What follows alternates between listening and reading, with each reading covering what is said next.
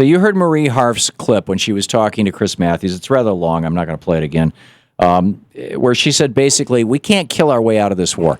I remember roughly 10 years ago, I was at, well, it was probably more like 7, 8 years ago. I was at a Talkers convention in New York City. Talkers is the magazine for the talk radio industry. Once a year, they put on a convention. And all the talk radio people from around the country get together and compare notes, and they have some panels and things. And it's always, it's a nice day to meet your colleagues and see what's going on. And I, as I recall, Stanley McChrystal was there. Now, as Brian Williams has taught us all, memory is fungible or flexible, or God only knows what the correct word is. And it may be that it was some other general who was a skinny guy who looked like McChrystal, and I just didn't get it right.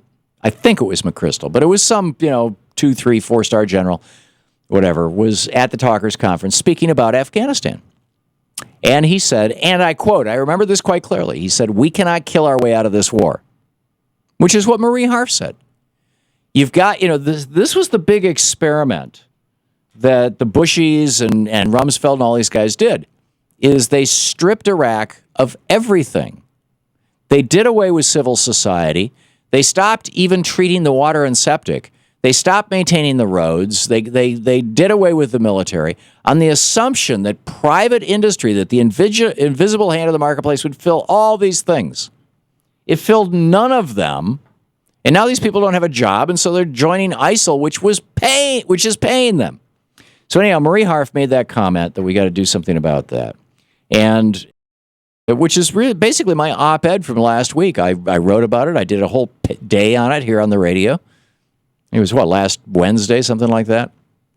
That we need a Marshall Plan for the Middle East. You've got to give people an alternative to being paid by ISIS to go off to war. And here is Sean Hannity's response to her. But keep in mind, he's responding to her. This is the straw man thing. This is the way that Fox News lies to the suckers who watch it. Because what's missing from Marie Harf's comments is the part where she said we're killing their leadership, we're going to destroy them militarily, and then afterwards we've got to figure out a way to make sure that they don't go back to this kind of thing. You can't. Okay, so here's Hannity's response. Among all of the stupid things that I think I have heard about radical Islam, the State Department jobs program has to be ranked the highest among them. I mean, because if that's their mentality, Colonel, then maybe we should give people free housing, terrorist housing, and maybe we should get them Ferraris and Obamacare. I've seen a lot of terrorists on TV that need dental work, maybe free dental care. Maybe that'll make them like us, because that seems to be the mindset. Actually, that's what Saudi Arabia does. If you're arrested, if you're a Saudi citizen and you're arrested pretty much anywhere in the world for terrorist activity, and it wasn't against the government of Saudi Arabia, they buy you a house, they give you a stipend, they buy you a car, they'll help you find a wife. This is what Saudi Arabia's been doing with their people who've come back from Gitmo. It's what they've been doing with their people that we had arrested, that we turned over to them. But I'm not recommending that, neither was Marie Harf. Again, Sean Hannity was coming up with a straw man. Here's the part that Marie Harf said that Sean Hannity was and Fox News was pretending she didn't say so they could create phony outrage in this weird right-wing world that conservatives live in. Here is it. I think there's a few stages here. Right now, what we're doing is trying to take their leaders and their fighters off the battlefield in Iraq and in Syria. That's really where they've flourished. Are we killing enough of them? We're killing a lot of them, and we're going to keep killing more of them. So are the Egyptians, so are the Jordanians. They're in this fight with us. But we cannot win this war by killing them. We cannot kill our way out of this war. There you go. And then she said, you got to provide for civil society. And then, Morning Joe, of course, Joe Scarborough being a good right-wing soldier, former Republican congressman,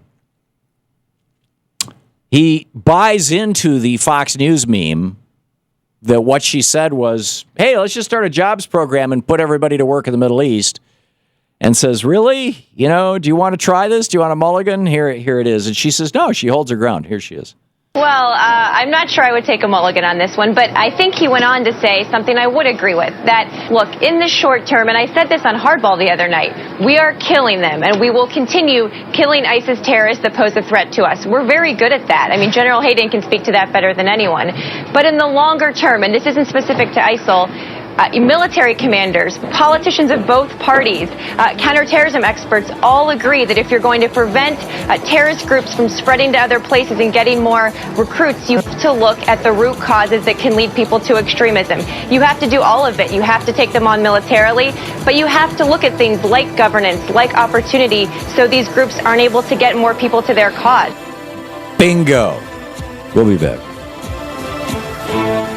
You're listening to the Thom Hartmann Program. Call 202-536-2370. So they don't believe in evolution. They don't believe in global warming. They do believe that there's a giant conspiracy at the IRS and elsewhere. What world do these folks live in?